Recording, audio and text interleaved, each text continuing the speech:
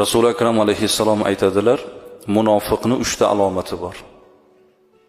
Birinchisi gapirsa yolg'on gapiradi.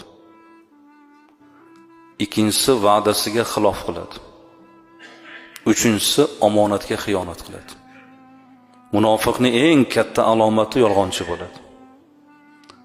Yolg'on gapirdimi, sizni aldadimi, u munofiq aslar. Ibodati bor, lekin yolg'onchi. Munofiq.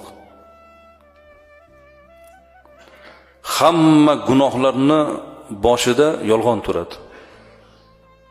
Poraxo'r. Qanday qilib pora oladi? Yolg'on bilan. G'iybatchi odam eng katta gunoh. Albatta yolg'on ishlatadi. Hasad gunoh. Hasad ichidan lovullab olov chiqib o'sha yolg'on gapiradi birovning haqqida. Zino yolg'on gapiradi. Men deydi uylanmaganman deydi. Lekin 4 ta bolasi bor ketidi.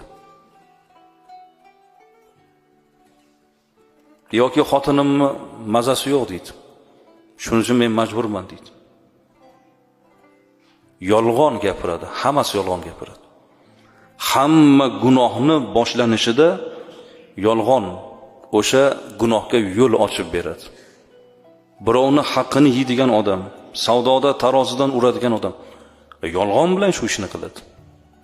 Shuning uchun azizlar, yolg'onchilik bu eng katta gunoh.